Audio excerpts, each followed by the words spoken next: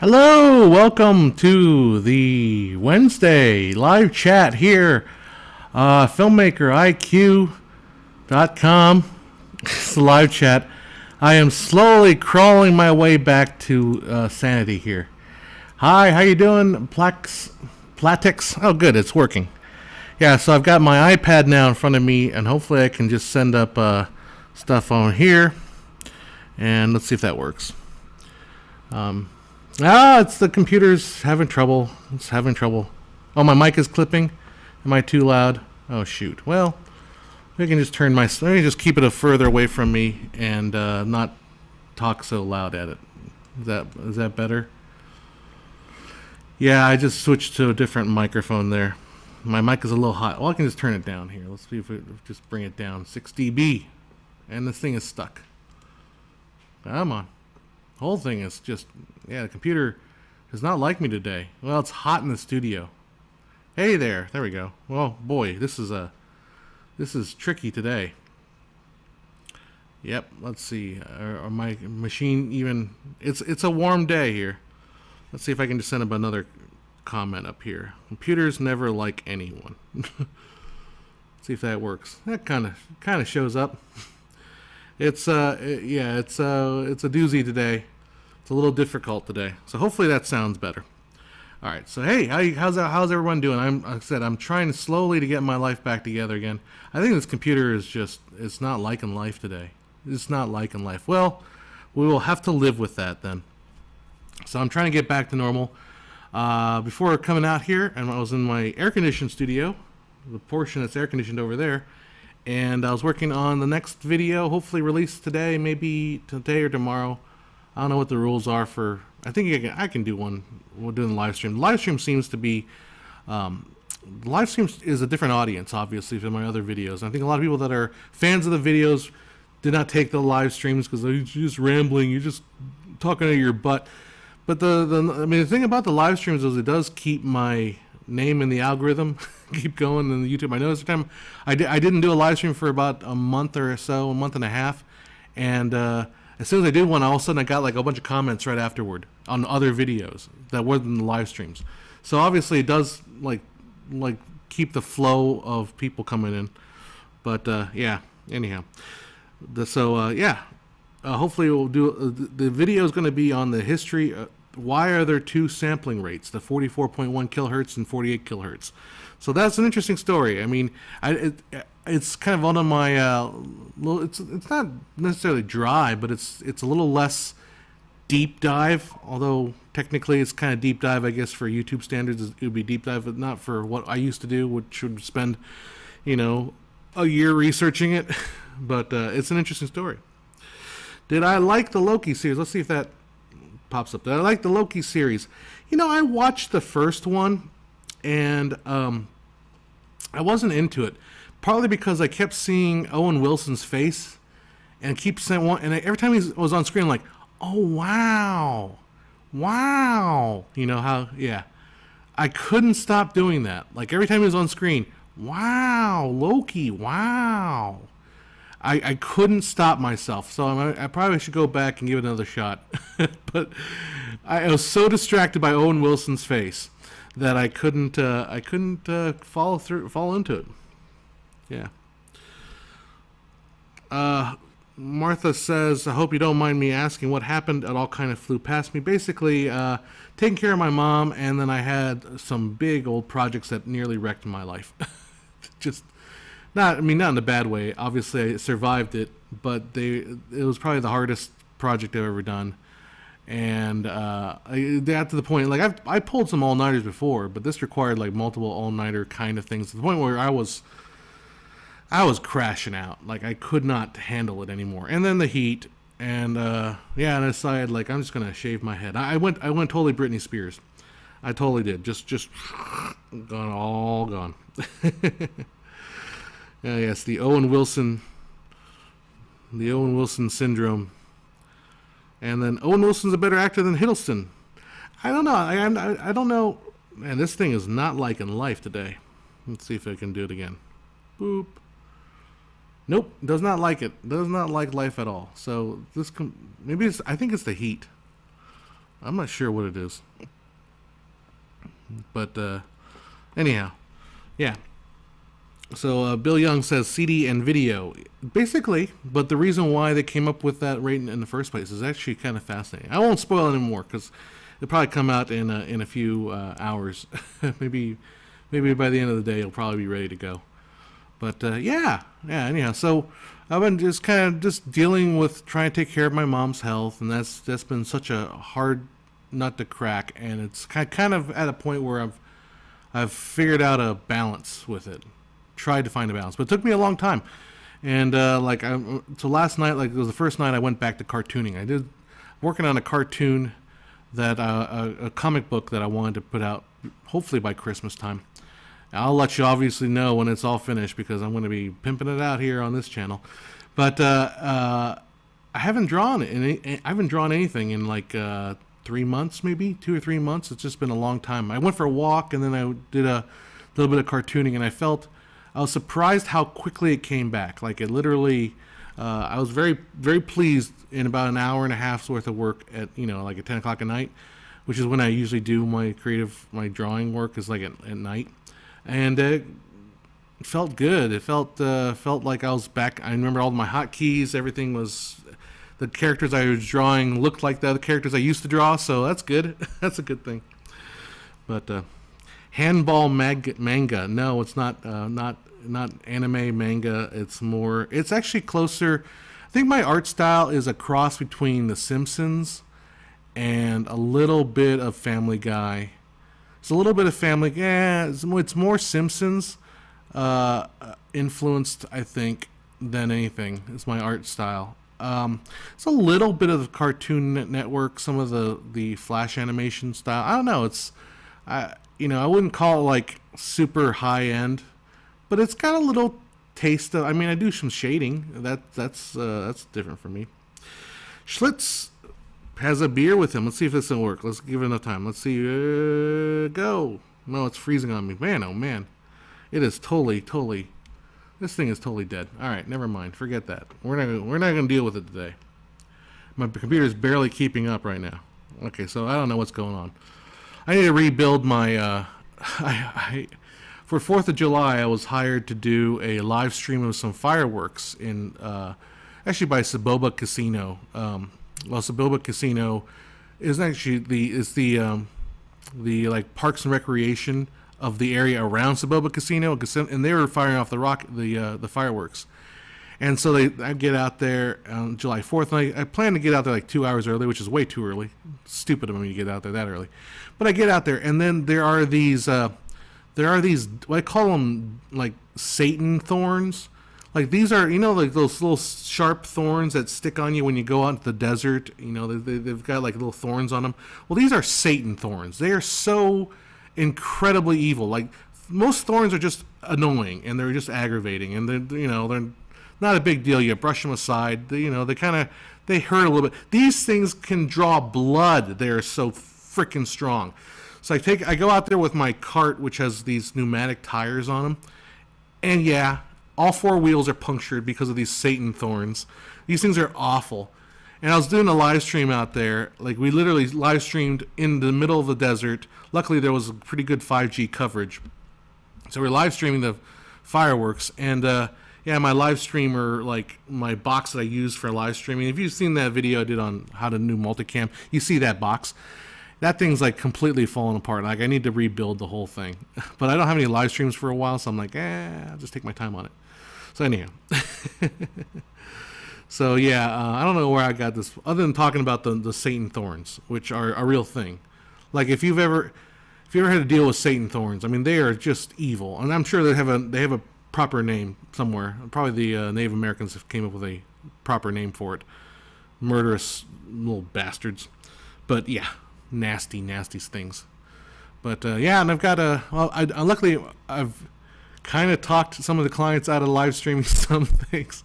Although I get paid more for live streaming because I figured live streaming, everything is condensed into one. Like if I live stream an hour event for a school district, basically I have to prep a lot of stuff beforehand, for that 1 hour of stream. Whereas if I go and record a program for a school district and then edit it later, that I spend less time up front. I can put that time into editing, so it kind of like evens out. And live stream is also a big pain in the butt because you have to like get everything perfect and working. As you can see from this live stream, the comments are not quite working because of the heat, or I don't know, because something or another is screwy today. Anyhow, I don't know what I'm talking about, but yeah. So like in the last kind of school district live streams, like the school districts don't take it seriously. So we're live streaming to 2 folks, which are probably the people in the school district watching it. So it's like, well, we don't necessarily need to do live streaming. Let's do it let's just record it traditionally, and then we can put it together as a video package, get rid of all the fluff, and you have a good, nice little package at the end of the day. So anyhow, that's what I'm doing. Doing that on Monday. I'm doing another a school ribbon cutting, which is cool. Did a ribbon cutting last week, last Friday, and this school district's doing well. All right, I'm going to throw up. Let's see if we can throw this question because it's an actual question. Let's see if it goes. And frozen. We got a little bit of there. Yes. Why people don't love digital noise as much as they love film grain? That's a great question. Why don't people love digital noise? I think because digital noise tends to have digital noise also tends to be an additive thing where it's like colored, like colorful. Video noises tends to have like white, blue, green, red. It's a lot of. It's just kind of a little nastier. Whereas film grain tends to be dark. I think that might be part of the reason. Film grain always tends to be some sort of shade of gray or black, right?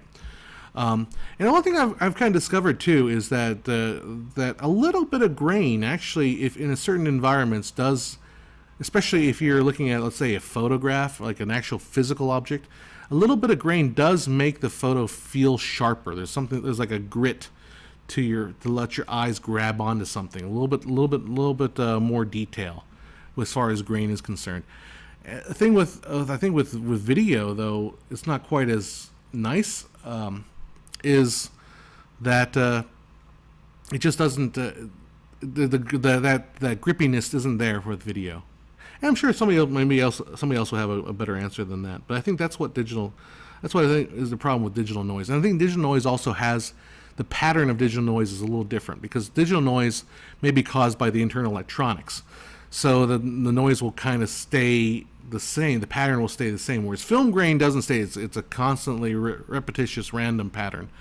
So that might be part of it. I don't know. Good question though. Yeah.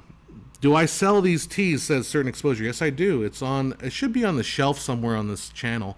If not, go to filmmakeriq.com and somewhere in their site there'll be a click. You can click on the teas. We got this one. I got to make some new ones. I just haven't had time to design anything. And I've got the 24 frames per second. I've got the calling the roll one, which I really like. Yeah. Certain Exposure is also how much grain are we talking? Yeah, exactly. So I shot for the first time. I've never shot a positive film, and I'm talking about still photography here. I've never shot a chrome, like an I used Ektachrome, but the famous one's Kodachrome and all those. So I had this project, and I had this girl that I did some work with. She's a piano instructor, and she's a piano player, amazing classical piano player. And I know a lot of I'm a musician, so I can kind of hear the difference between someone who's technically good, but not really there, and this girl's technically good, and she's like artistically there too. She's beautiful too, so I figured, well, let's see if I can get her to do a photo shoot with the piano, because I looked online, like, you need some headshots. So I wanted to experiment with some Ektachrome, and I shot some 4x5 black and white film. I shot Ektachrome, and I shot the Canon 5DS, which is like a 50 megapixel camera. It's insanely huge, but it's still 35 millimeter. And my 4x5 black and white, wasn't happy with it because I developed it myself, and I kind of screwed it up. So it sucks, honestly. I wish it was better, but that's life. And I sent out the positives, and while I was doing that, I was playing with the negatives of the 35 millimeter digital. I got the positives back, and I was like, wow, this is really cool. I see why people were nuts about positive film. It is, yeah, it's really good. So I scanned them into my computer using the V700, Epson V700, and I think between the film and the digital, it's hard to tell which one's which because the positives hold up so well, and there's very little grain. And I mean, the quality of the grain is very good. The colors of the positive film to me have this kind of redness to them. I guess the Ektachrome had like the skin tones were a little bit reddier, a little bit fleshier. So it gave it kind of a very warm look. And I was comparing it to my digital film photography. And the digital was definitely, I had to drag that color temperature slider up a little bit to kind of capture that warmth that I was seeing in the Ektachrome. So yeah, I mean, I think I would try doing positive film again. Definitely, I think it was a lot of fun. Although I gotta say, like digital, as much as I don't want to like dismiss digital either. I don't want to like leave digital in the dust because digital has a place. And if I was shooting when I'm shooting professionally, if people are paying me money, I probably would shoot digital because that's what people kind of come to expect these days. You want to be able to see your photo. Oh, here's what you look like. Show them the back of the camera.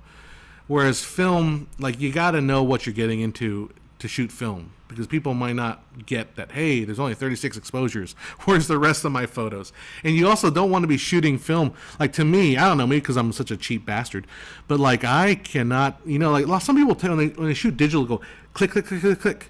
Click, click, click, click. Because I shoot like a sports photographer where they shoot like 5 or 6 photos at one time, like rapid fire. Like with film, I would never do that, especially Ektachrome or positive film. That stuff is expensive. Like we set the shot, click. We set the shot, click. I don't shoot like 5 shots in a row. Although I did do like a couple, like back and forth. Anyhow. Lando Casta says the limited dynamic range of slide film is a challenge, but it's really satisfying to get an image that's essentially straight from the camera. That's a good point. I didn't even realize that the slide film had a lower dynamic range. Maybe I don't know. I guess I got lucky. I did meter the shots. Like I had my little meter out there, and I was shooting a Canon 5, which is a EOS 5 film camera, and I thought the film counter wasn't working, so I was kind of trying to keep track of the shots in my head. Although I think I realized that eventually it was working. But yeah, I mean, I was pretty close. I think maybe a stop or two off, but I was able to recover some of the stuff from the slide film. But yeah, no, it looked really cool. Hey, British are coming. You're like just trying to spam there. John, look at the screen. Which screen am I looking at? Oh, ban that person. Yeah, let's get rid of that guy. So we are going to get rid of, where are you? Wow, this thing is going crazy. There you go. Alrighty. Remove. Let's see.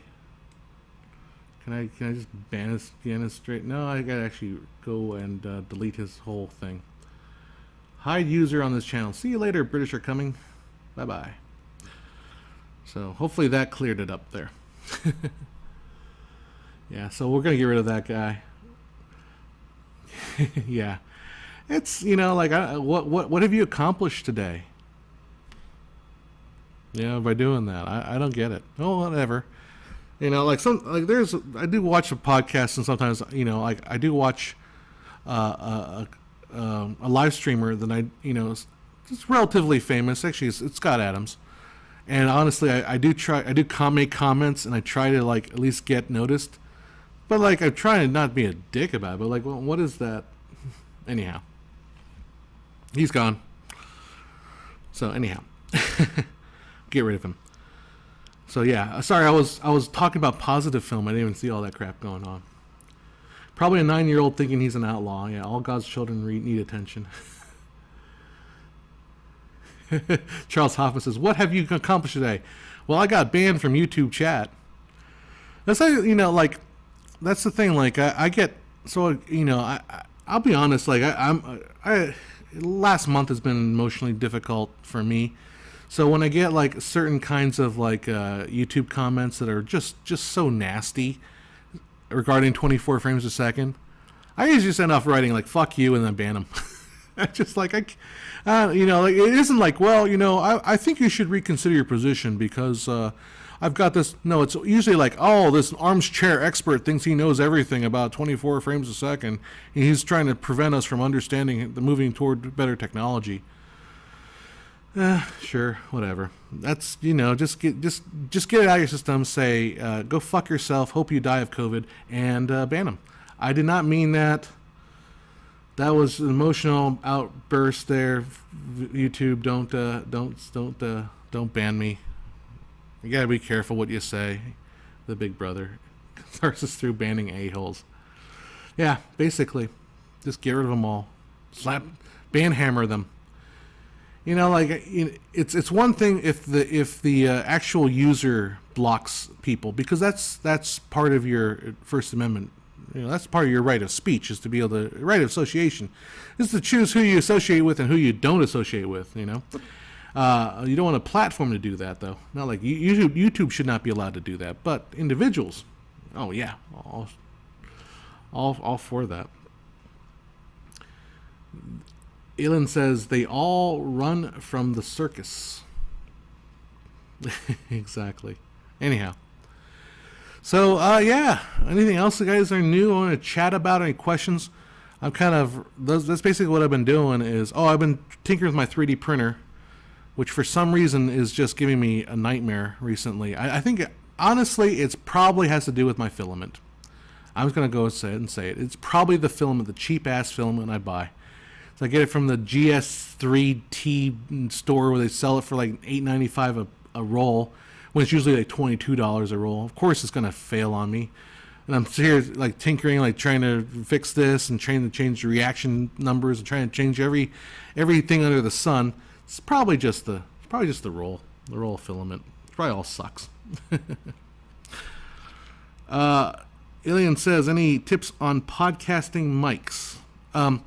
Yeah, so I'm using this Rode Podcaster. This is the Rode Broadcaster mic. And Rode was a sponsor of ours way back when. And when we did the sponsorship deal, I ended up requesting like a ton of microphones, like all kinds of microphones. I've got like 2 boom mics, 4 lavs, 4 button mics, 2 of these Rode Broadcaster mics, and a couple other little microphones. I got the really long boom mic, which I've never used, but yeah, I ended up getting all of those microphones. I like this mic. I think a big, a large diaphragm condenser mic is probably good for podcasting. Everyone does that what is that one that everyone uses? The SM54. The one that Joe Rogan uses, and basically every single major podcaster, it's the black one. It's like this big. They all use that. I think it's a dynamic mic too. That's not even a condenser. So yeah, if you can get that, but it's like $300, $400, so it's kind of pricey one. So Michael Holmes, brother boy, you need to get your life together and find yourself a woman and go to therapy for your health problems. And you seem like an okay man, but thank you for your support and have a good day. All right, take care. See you later. See you later, asshole. That's just here. You go bye-bye. So, bye-bye. How did you find the motivation to do all the videos about different aspects of filmmaking? I find it really helpful, but looks like so much effort. It is. So, the history of Filmmaker IQ starts with forums.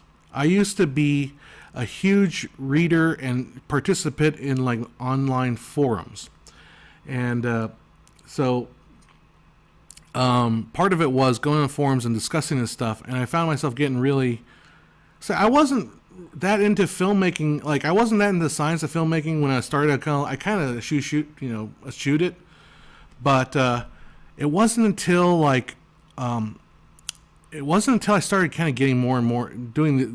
So it started off as forums, and there's a long story. We got booted off of MySpace way back in the day on MySpace film forums. And that's how Filmmaker IQ started. And then just seeing kind of like all the filmmaking information out there. We weren't very because we were a curator of articles and videos and all that. And I wasn't impressed by any of the stuff that was out there. And I started to make something that I felt was educational and useful, and something you could actually put in a forum when somebody asks a question like, where does this aspect ratio come from? Oh, here's a video on it.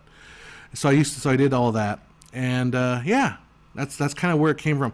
So and then I kind of doing more and more, and then obviously getting getting an audience, and I found that the YouTube audience respond well to kind of these in-depth dives, and that's what I did. Oh, hey, Stormy Mess, thank you for that super chat of 100K QAR. So thank you so much. That's awesome. Natifer Does Gaming says, thoughts on Super 60mm format, film or digital sensor size? Everyone is pushing toward full frame, but I love 60mm wide depth of field and film grain. I'm not a big fan of 60mm format. It's not my thing. But I'm not gonna, if you don't want it, if you like it, then don't let anyone stop you from shooting it, because it's your thing, man. So I shoot right now. When I shoot, the thing is, everyone's pushing right? Everybody's pushing for full frame. Although I think it's kind of, I've been going the other. Well, I'm going for Super 35 size is kind of like where I kind of want to be, and then I shot some stuff yesterday for a B-roll for the city, and I shot it on a 1-inch chip. So 1 inch is probably closer to 16mm. So I like, for certain things, I like the smaller chips because they're easier to work with. You're not hunting for focus the whole time. Schlitz says, I got a major love for 80s movies. I got to pronounce shit lips. I think that's right. Shit lips. A major love for 80s movie. Figured it was because it was my time, but I have noticed a lot of other people also like 80s flicks regardless of their age. What's up with the 80s? It's a good question. I think, the funny thing, like, look at the history of the movies in the 20th century. Every decade has its own unique character, right? From the teens, you got the early proto-film. To the 20s, you've got, like the heyday of Charlie Chaplin. 30s, you've got the Depression era. 40s, you've got basically World War II and post-war. 50s, you've got kind of the rise of widescreen. 60s, you've got counterculture. 70s, you've got, the 70s cinema, like, the growing up of the film school generation, starting of the blockbusters. 80s movies, that's the comedies of like Ghostbusters and the heydays of those. In the 90s, you've got the kind of the rise of the indie crowd, and then the 2000s, and then from there on, like, I don't know, 2000s, 2010s, are there really that much difference between those two decades? Not a whole lot, I would imagine. But yeah, 80s has this weird aesthetic to it, doesn't it? Like, it's not quite the 70s kind of counterculture style movie. And it's also the rise of, it's when Spielberg was in his heyday, is in the 80s, and the rise of blockbusters. And summer movies just had a different kind of flavor in the 80s. Versus it kind of tailed off in the 90s, Jurassic Park, 93, I guess. So, yeah, something about the 80s. I don't know, I agree with you. I find myself, I don't know, I do find the 80s, I enjoy 80s, 90s, I think, is kind of where I'm at. Loop Pictures, I want to read your compliment because I need it. Such a great inspiration. Thank you for the years of knowledge. My videos definitely helped in all the ways. Film essays at film school. Good.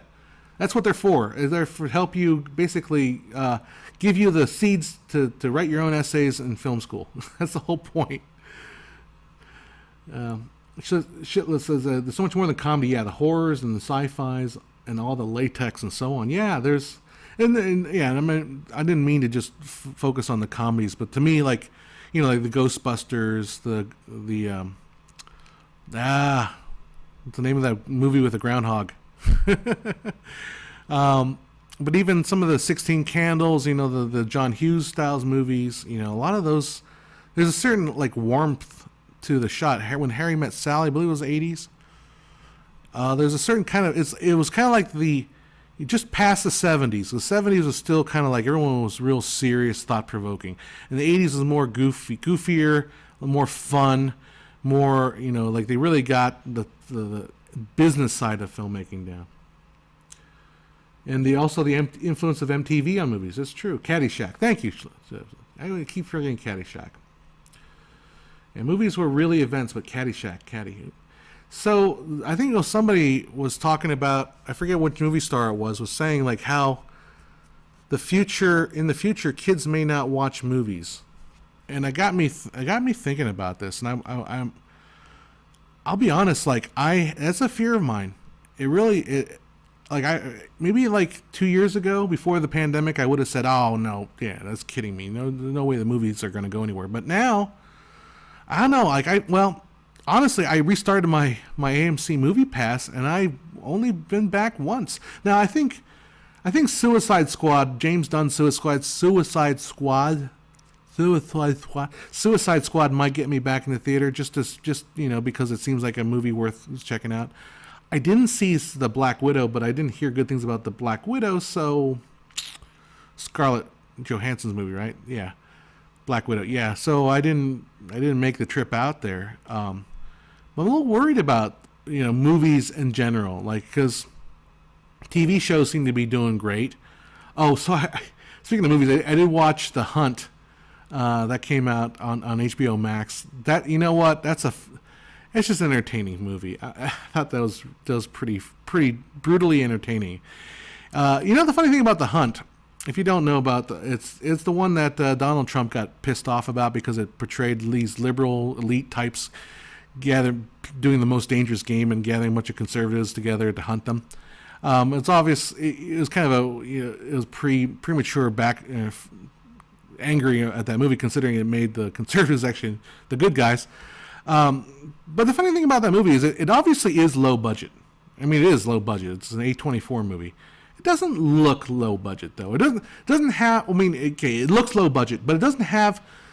There's an ultra low budget look that I've kind of seen going through some of the tregs of Amazon.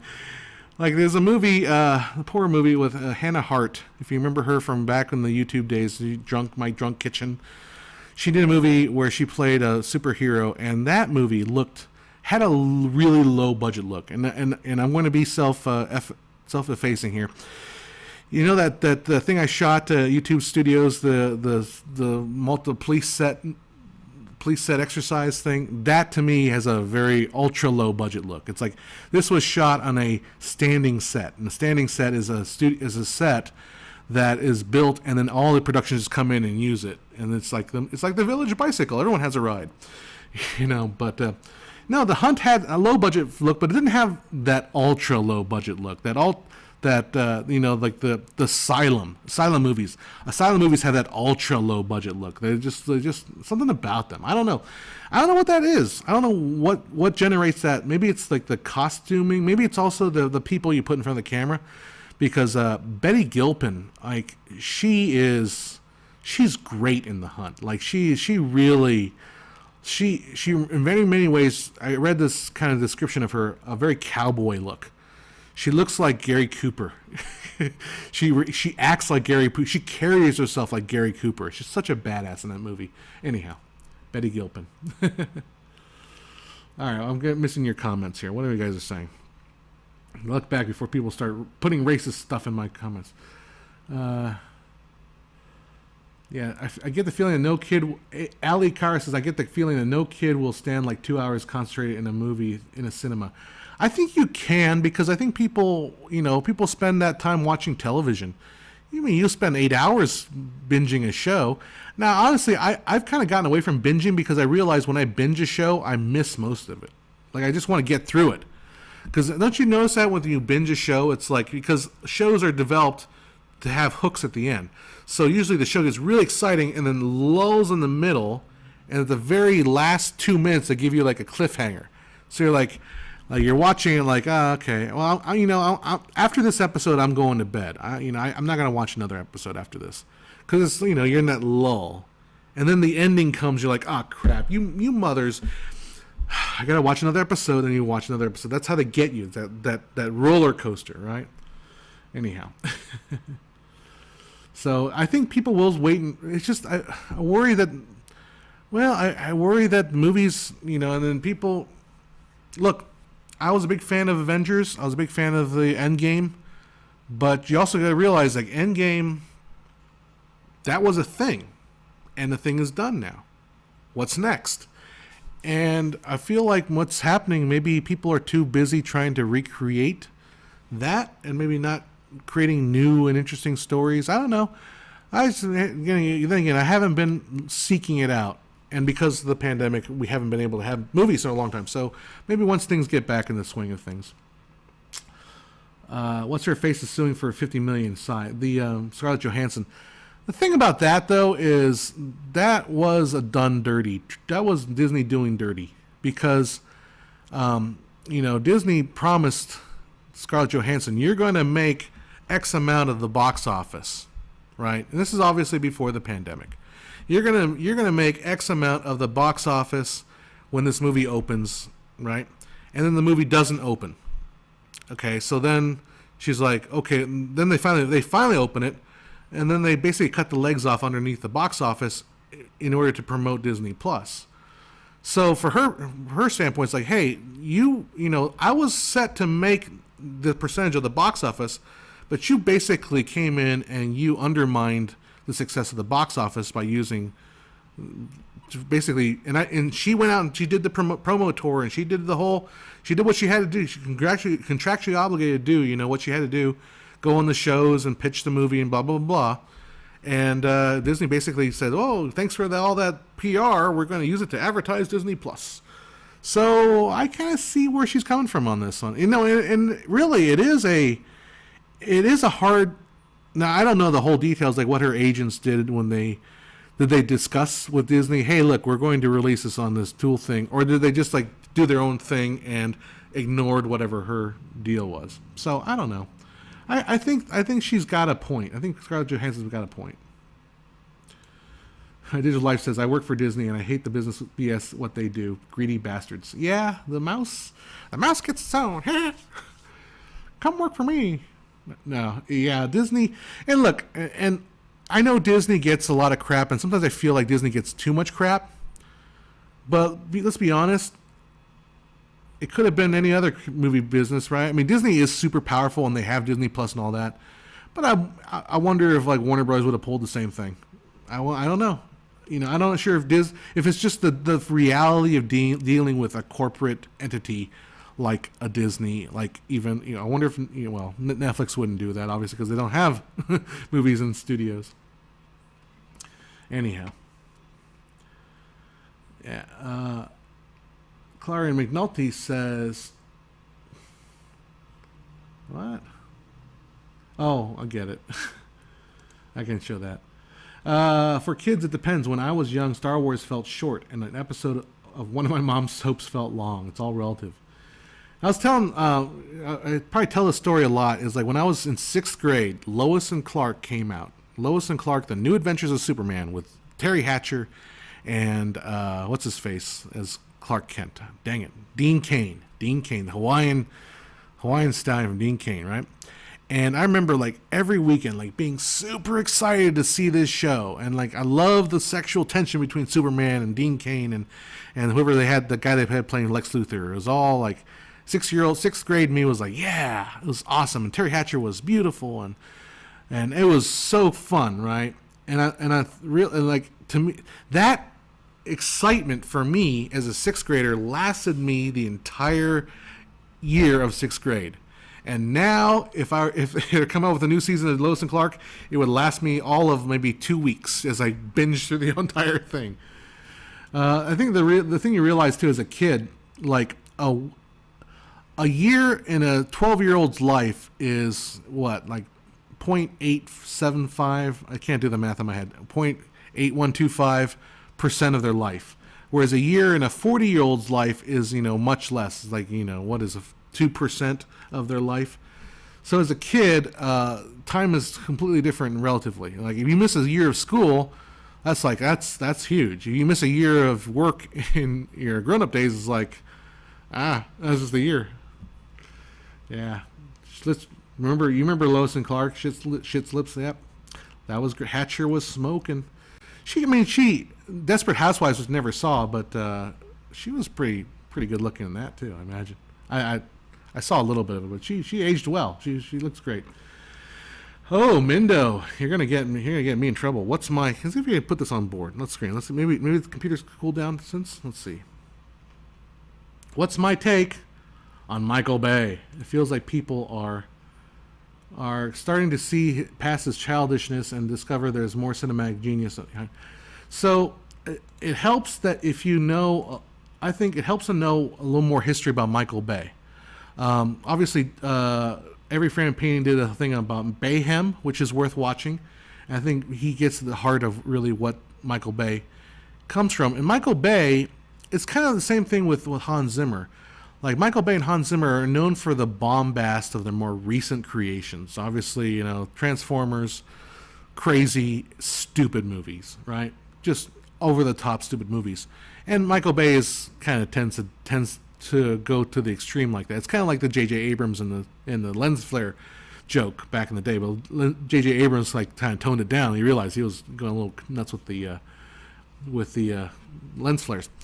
But Michael Bay, you go back and you watch the commercial that everyone knows is that commercial in the 90s for Got Milk.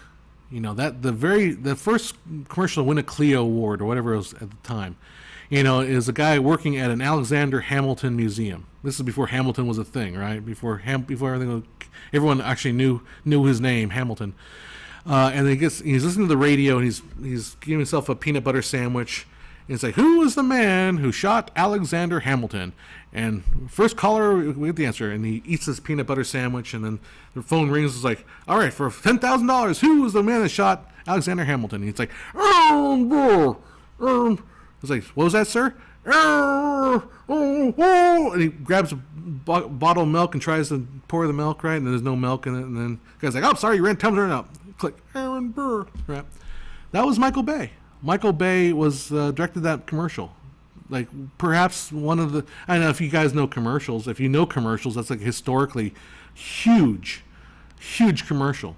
And Michael Bay was part of that. So Michael Bay has an extremely talented eye. Like, I mean, it's worthy of copying. Like I think comparatively, I have a very boring eye. Like I tend to shoot things, well, these stuff for this here, you know, I shoot them flat. Like I don't, Michael Bay has, like goes kind of nuts. Like I wish, I mean, it's worth copying some of the things they cop. You know, maybe his writing styles are not a little too sophomoric for me. Pedro says Terry Hatcher got so big as Lois Lane. I remember that in the comic they changed her look to be more like Terry on TV. Yeah. Who else was it that did that? I don't know. I forget. Yeah.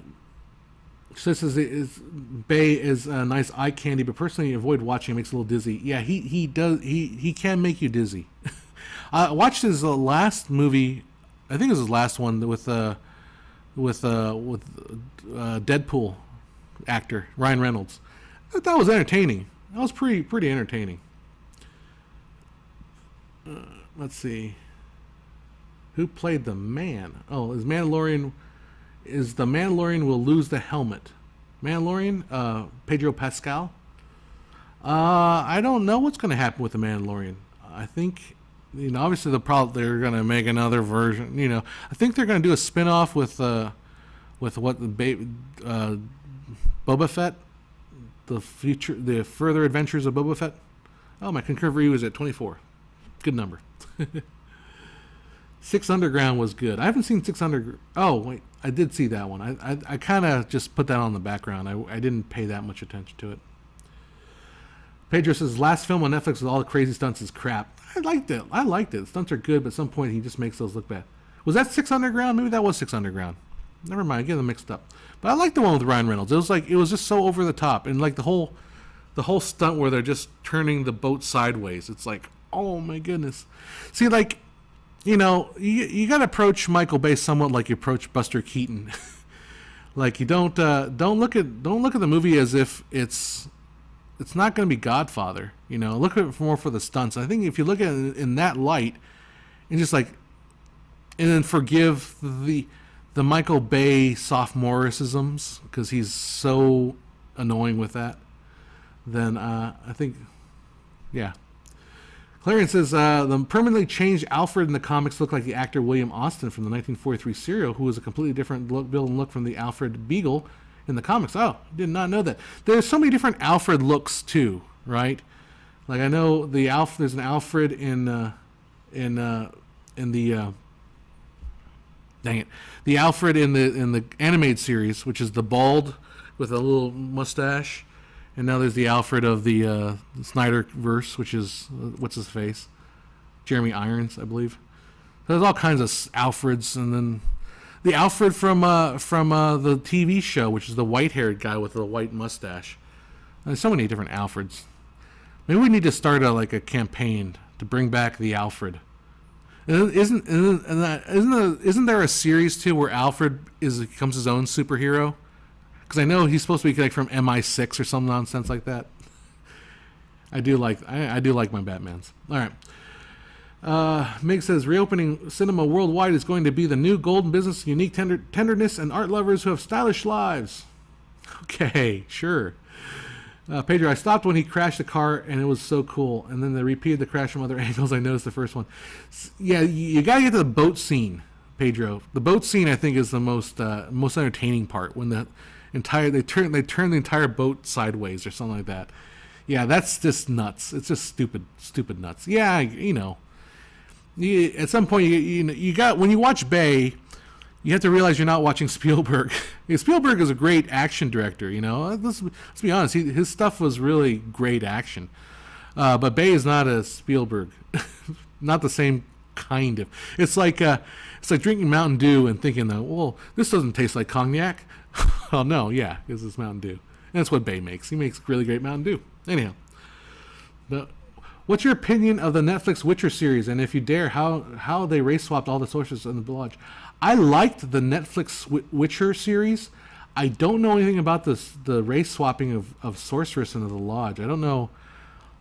So I know that the Yennefer there is a little more Indian descent. Although I think that girl that plays Yennefer is unbelievably beautiful. Like they picked one of the most beautiful women in the world. I don't know. The Witcher can do what the games themselves were obviously they're based on the Polish books, so the original were all Polish, and so they changed the things up. That's fine. That's the way it is. I enjoyed the Netflix series. It gave Henry Cavill something to do, right? I love my favorite quote from Henry Cavill and The Witcher in the Netflix was, I gotta do this right. Fuck. That's my favorite quote of all time. Mindo says one thing about Bay is kind of a jerk on set versus Spielberg, who's very nice to his crew and actors. Well, that's kind of a bad thing to hear. Yeah, that sucks. I've got as much as I love Kubrick. He's one of my favorite directors of all time. As a kid, though, I liked Kubrick because I always thought his movies were perfect but not perfect. Like perfect but inhuman but not perfect. As a kid, I thought they had a flaw, always had a flaw to them. I don't necessarily think that's an adult. But to be honest, like the treatment he did on Shining to her, what's her name? I feel that was unwarranted.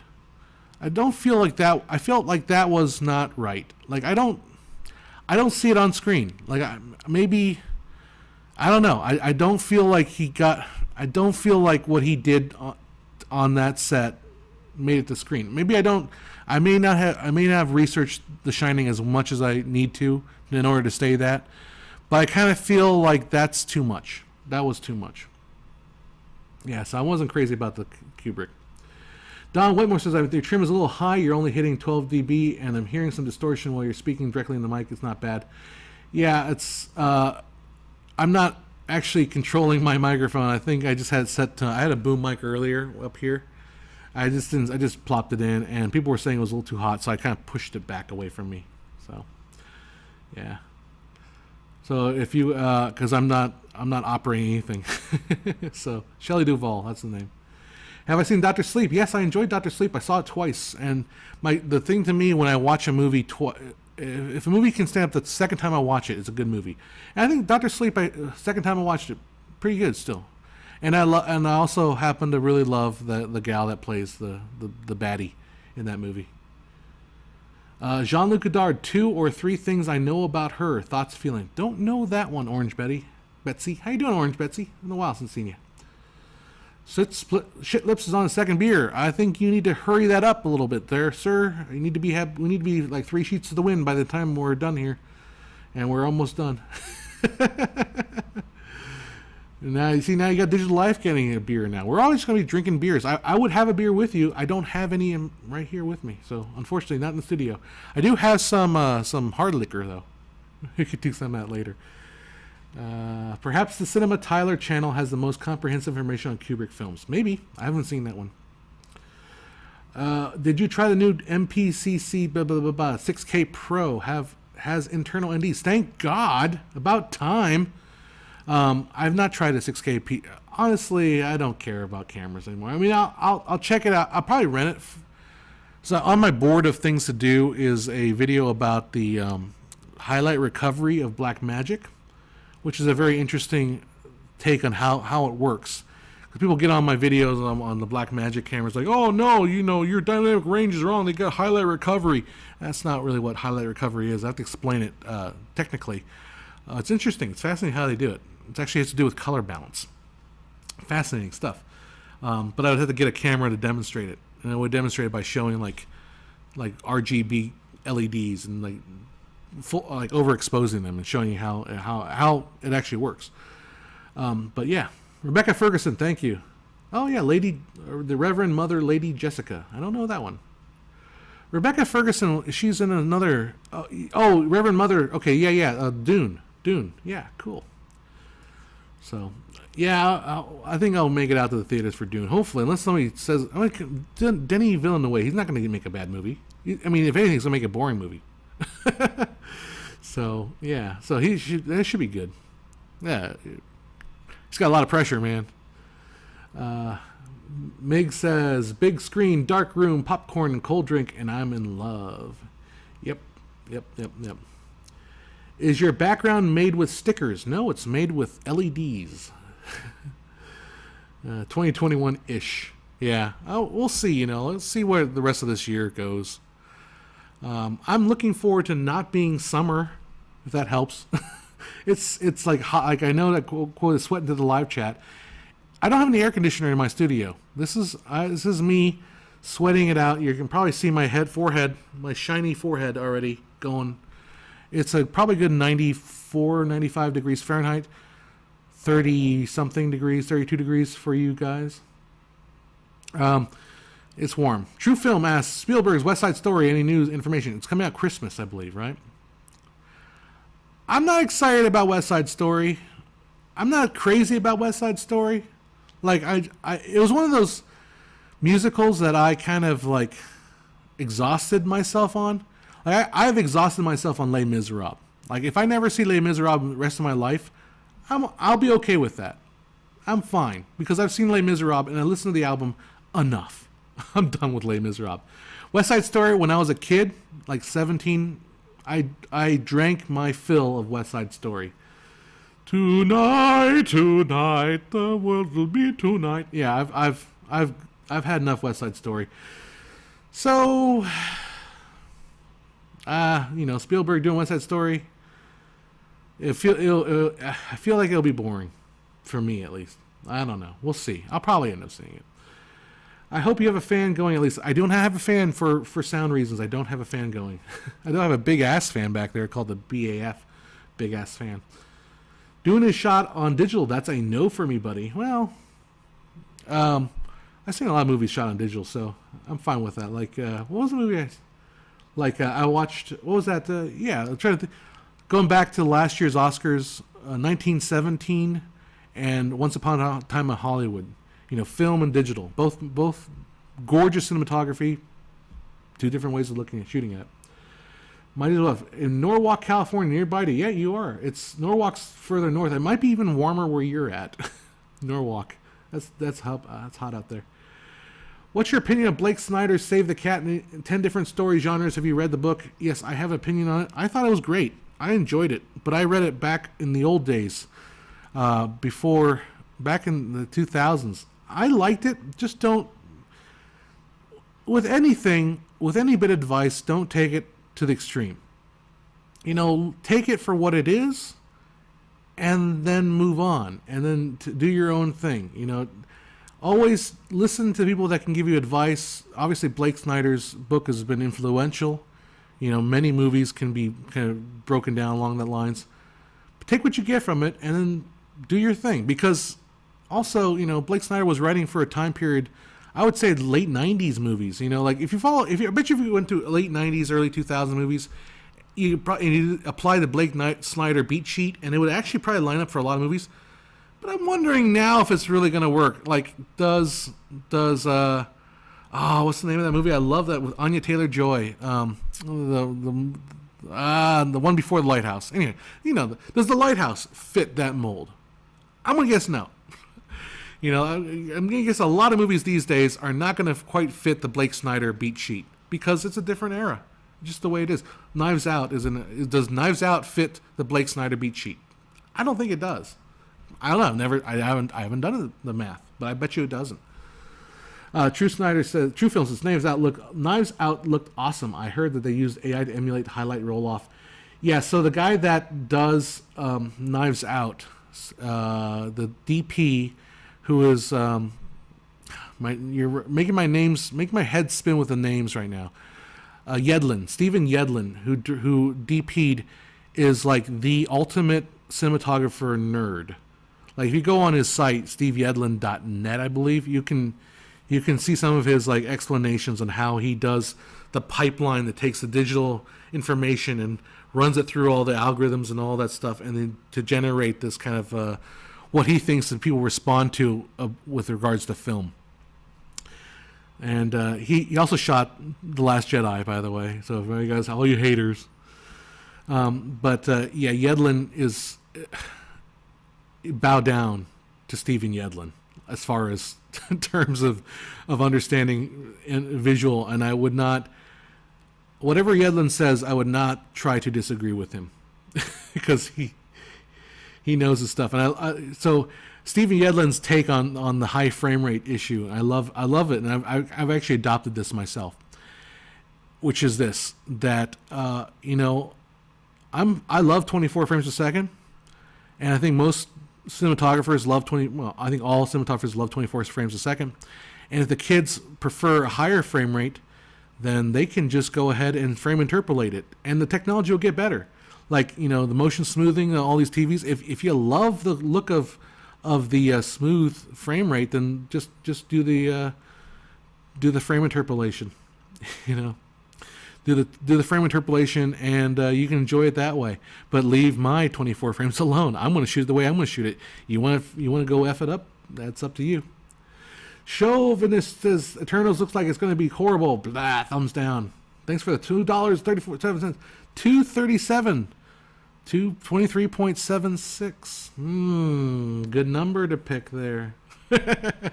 I don't even know what is Eternals Marvel? I can't keep track of the Eternals. I don't know what the Eternals are. I watched WandaVision. I enjoyed WandaVision.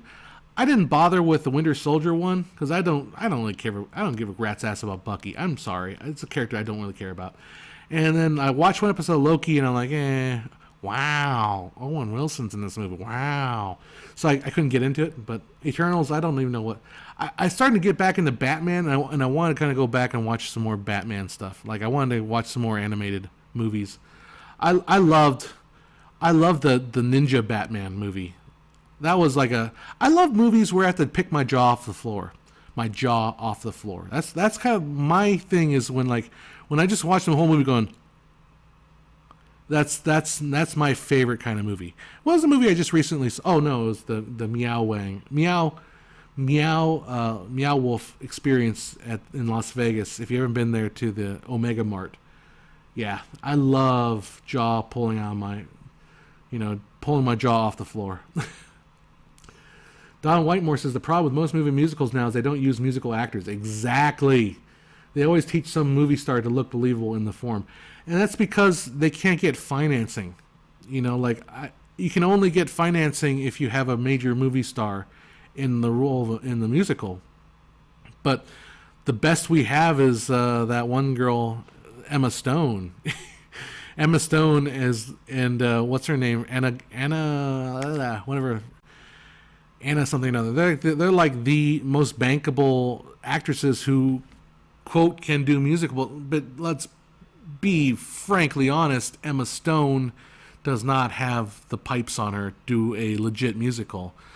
You know, there is one girl out there right now, I think she's absolutely gorgeous. She probably is in talks with somebody, but maybe she's trying to stick to theater, is Betsy Wolfe. Like, Betsy Wolfe is an incredible actress, an incredible musician, singer. And she was in the show Waitress in L.A., and she did last 5 years. She did a stint of that. If you Google her name with last 5 years, she has a performance, and it's just breathtaking the amount of emotion she's able to generate in that song that she performs. It's amazing. And why she isn't making movies is probably because I'm going to be a theater actress, and because the thing with movies, when you become a certain level, a lot of movies are pre-made, and musicals especially, because, my phone's ringing off. Let me turn that off.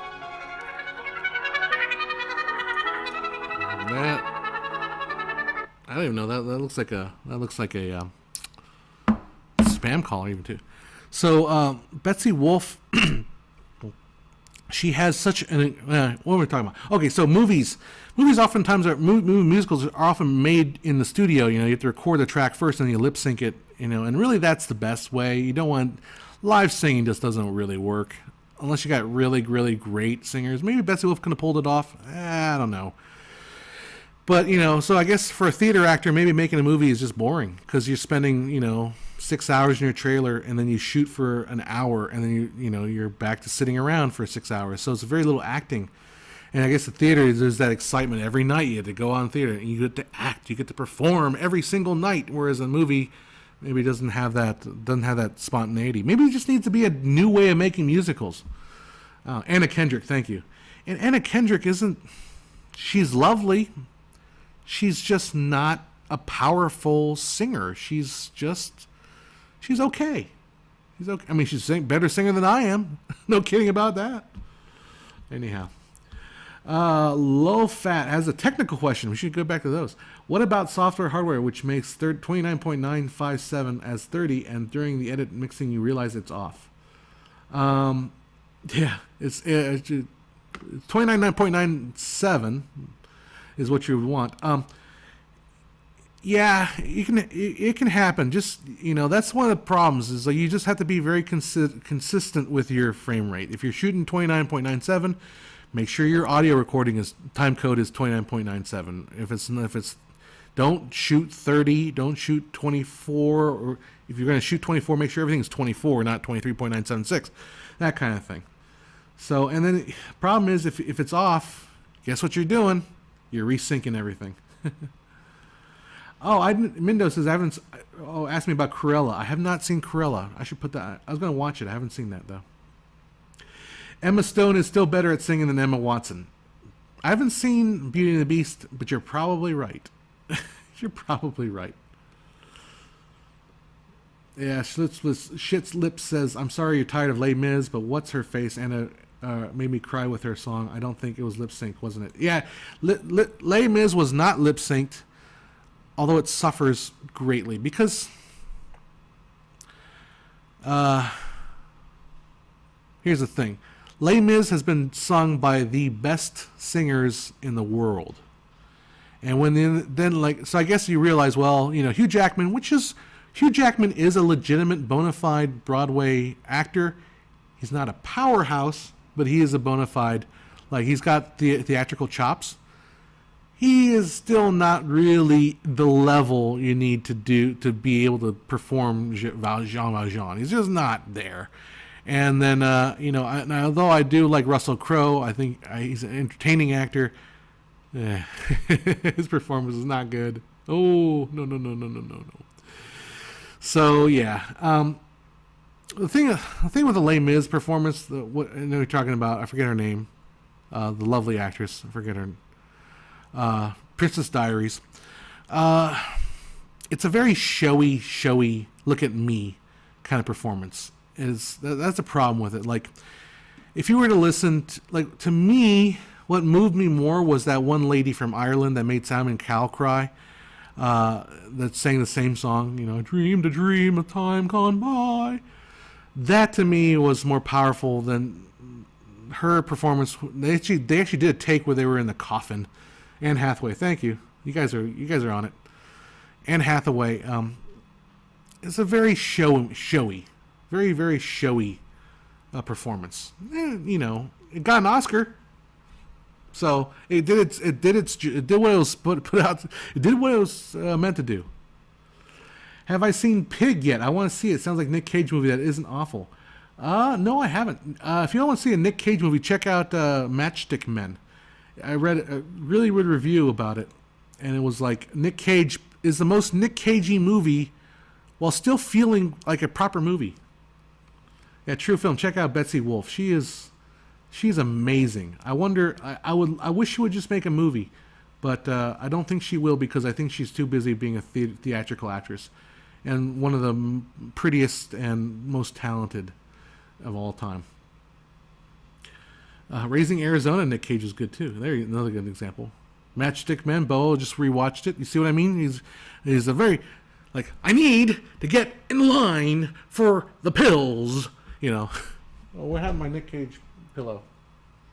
I gotta get my Nick Cage pillow. I don't know what happened to it. I had it back here. I moved it for the last shoot I did. Someone asking me when the next studios will come out. I think when it cools down a little bit, I'll shoot it. I've got the script written. I have 2 scripts written. I just shot one the other day. So hopefully I'll get the other not Nick Cage, the other studios. It's on Fox. It'll be Fox, the story of Fox. I'm still trying to figure out how to call it. I was trying to think of like calling it Fox from Fox to the Mouse or something like that, because it was covering the history from all the way from when 20th Century bought it to, or merged with it, to when Disney bought it. So, yeah, Ridley Scott, Matchstick Men, great unpretentious movie. Very very Nick Cagey though. Like, man, see, you're freaking out here. I can hear hints of Nick Cage in my voice, but I know I'm probably doing a horrible impersonation of Nick Cage. So yeah, third beer, getting some herb. Hopefully in a state where that's legal. If not, who cares? Do what you do, right? Okay. It's late in the stream. No one's watching. The parents are gone to bed now. The second time I did the edibles, the gummies, like I tripped out pretty bad. Like I was starting to see like flashing colors and weird shapes and just morphish stuff, and it made me sick. Like I laid down and tried to go to sleep, try to sleep through it. But honestly, it felt horrible the second time I did the edible gummies. I can't stop thinking about it since, and I heard about the whole DMT elves thing, and I'm thinking, because I heard about it afterward, I'm thinking, did I see the elves? I think I saw the elves. Yeah, it was worse than the end of 2001. It was more like shapes, and it's like the movie Coco with the Alebrijes, and they're all like glowing different colors, but then it was like a whole world was just the flashing colors. Yeah, that was pretty cool. I kind of want to go back there. I think the last video somebody made a comment on my last live stream because I was talking about how I think objectivity is overrated, and this guy whose like username was like Logic Matters or something like that. I was like, no, I don't. The world needs more objectivity. And then recently I've been kind of going through some more Rick and Morty shows, and I don't think you can come up with Rick and Morty by being objective. Like, the whole side of creativity requires you to kind of abandon objectivity and go for that subjective experience, go for the weirdness. Now, Rick and Morty is shrouded in pseudoscience, right? I mean, it's not he calls himself a scientist, but he's a magician. Like, I just got through that. I just watched the episode with where Rick turns himself into a pickle. Like, there's nothing sciencey about that. It's not science. But how do you get there? How do you get to this idea where he can transform himself into a pickle? it takes a certain leap of faith. It takes a leap of something. You're no longer in your objective brain. You're in this experimental, weird, bizarre, just whatever comes to you kind of weirdness. That's what I mean when I want to get away from objective. And I'm not talking about like, oh, let's be objective about vaccines and masks, which I'm sure no one wants to talk about here. Well, we won't talk about it. Let's be objective about science, No. I'm talking about being creative. And you need to abandon that. It's kind of frustrating because like I have a friend of mine who may not be watching at this point, but he's like, every time we get together, we talk a lot about politics, but it's always from a very, very conservative kind of, conservative I mean as in very objective approach, and what's frustrating is I started to feel myself like being bound by reality. I don't want to deal with reality. I want fanciful flights and stuff. Anyhow, squishing pickles makes sunlight. Anyhow, overdoing weed or anything like that can really mess you up. I have a feeling not having control. I hate having the feeling of not having control over my body. I agree. I didn't feel good when I was tripping, and I didn't realize that because I think with gummy bears, they don't really understand how, or the people making the CBD gummy bears don't. Quality control is not high on their list. Some have 5 grams. I don't know. Some have 50. Who knows? It's just so I don't think they're totally quality. Their QC is not quite on board there. Rat Soul says latest season is Uber meh. I'm on season 3, so I yet to get to that point. Mig says, do you think that Tommy says, what makes Rick and Morty great is that always underlying seriousness and philosophical side notes, even when you least expect beneath all the weird anarchy humor. I think so, but there's a philosophical, there's underpinnings of ideas there. But the pickle thing, where's that? Chances of the pickle. That's not Jungian. I think it's a similar. There's a similar thing with Futurama. Futurama was also very, very heavily based in science fiction, right? I mean, there's murder booths, which are obviously a take on everything in Futurama is kind of a reference or underlying, not only scientific but also science fiction-y kind of storytelling. But it still kind of was more grounded. Rick and Morty is just bizarre. Like, it's trippy.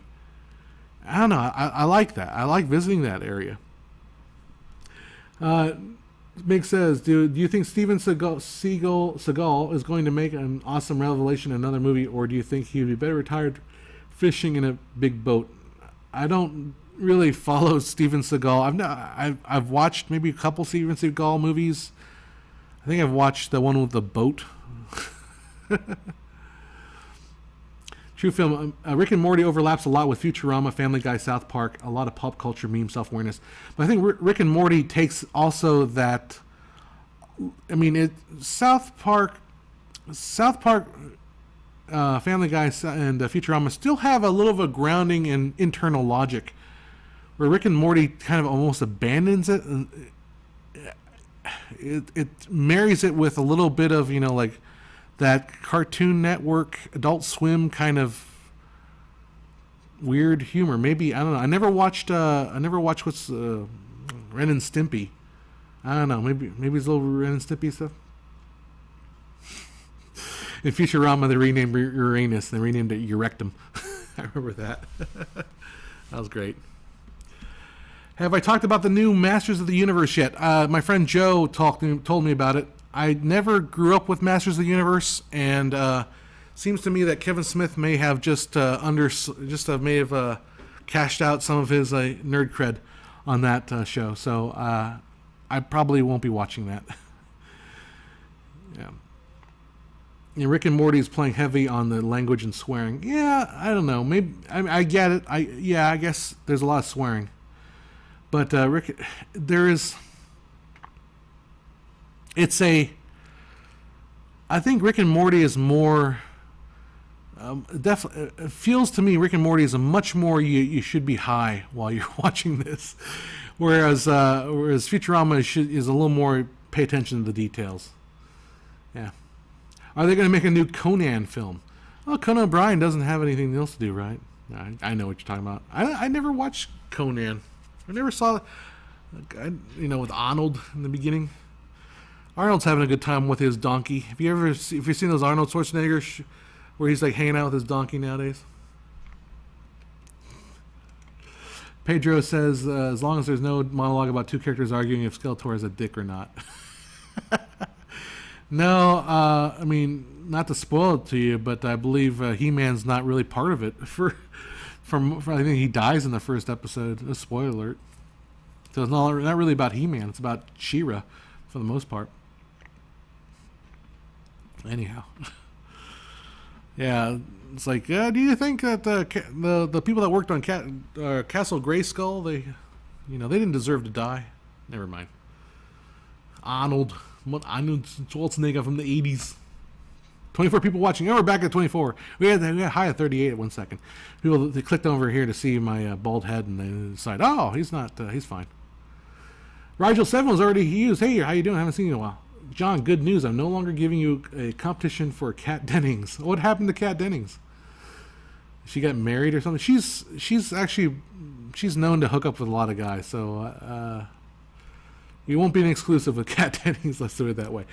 Kyle says, I don't understand why The Simpsons are still being made now that Disney owns it. Probably live forever. Like the first 8 seasons, Conan wrote a bunch of. I think The Simpsons becomes sort of it's not losing money, so let's just keep making it. It's like one of those things, like if you were, Simpsons is almost like a restaurant. Like you don't close. You had a great day at a restaurant. You made a lot of money on the restaurant for that day. The next day you come back and you do it all over again. So Simpsons, or it's like Saturday Night Live too. Like Saturday Night Live doesn't. They just keep doing it. The Simpsons has kind of become that way. I don't know even who watches The Simpsons anymore. Oh, Rigel found another cat. Oh, cool. Is it a cat that we all know, or is it a cat that only you know? And you're holding her to yourself. Never mind. I don't want it to sound too sexist. Boa says the contractors of the Death Star definitely did not deserve to die. I don't know about that. We'll have a discussion on the Clerks. Let's see. That sounds like the beginning of the plot of Chef. Oh, yeah, Chef. Mr. Mizzle says, The Simpsons put on a gem now and again, but its glory days are sure behind it. Yeah, it's not must-see TV anymore. Is there such thing as must-see TV? My Digital Life says Saturday Night Live is bad. They have their occasional moments, but yeah, it's been pretty bad. Pedro says, in other years I've heard about the actors going on strike for salaries. Disney will just kick them away for someone who does the job for half the price. Like, Yeardling Smith is not a well-known actress. She had a TV show, she's like Howard or Howard's Head, which is kind of the basis of one of my comic books. She's kind of a couple things, but she's Lisa Simpson, Yeardling Smith, or Dan Castaneda. I mean, Hank Azaria is pretty kind of well known, and the other guy is kind of well known. But these guys are pulling like almost $1 million an episode, and how rich can you get? I don't know. I mean, Nancy Cartwright, who does the Bart Simpson. I mean, like, she's got to be one of the richest people in Hollywood, right? And no one really, outside of no one will recognize her probably on the street. Or it's insane how much. I don't know. It's hard for me to fathom just the insane amount of money they make. And it's like, well, if you're going to keep coming back and saying, I'm going to give you $1 million, even if they came back and say, we're going to cut your salary. You're not going to make $1 million an episode. Can you do it for $500,000 an episode? I'd be like, if you're offering me $500,000 an episode and I've got tons of money, sure, to come in and work like 1 day a week, I mean, she must be supporting. I know she's a Scientologist, so she's supporting a lot of folks for that money, man. A lot of folks. She was in the Stephen King movie with the trucks. Which one, Yeardling Smith or Nancy Cartwright? Yeah. Sounds like a sweet deal, to be honest. All that money and your work is well known. Your paparazzi doesn't give you crap about it. I know. Pamela, I like Pamela Adler was another. Adler is another gal, but she was on. She used to do a lot of movies, a lot of shows with Louis. Pamela Adler. She was the voice of Bobby Hill, of all things. Yeah. A lot of these voice actors really Herman's Head, Yeardling Smith, Herman's Head. But a lot of these voice actors, man. Yeah, it's a small world though. It's literally like 10 people that do voices for basically everything that you know. So I've been out for an hour and 20 minutes. It is 4:20. Good time to stop, I guess. So thanks for guys for hanging out with me. I'm going to go and try to finish off that the video about digital sampling rates, and hopefully we'll get that out there pretty soon. Pedro says Stinson's on TV right now. Go check it out. Watch an older episode. Hopefully it's one of the early season. So hang out. Thanks for hanging out with me, and we'll be back next week around the same time, and we'll do another stream, and hopefully it will be cooler. All right, guys, get back to work, go to sleep, and I'll talk to you guys later. Ciao.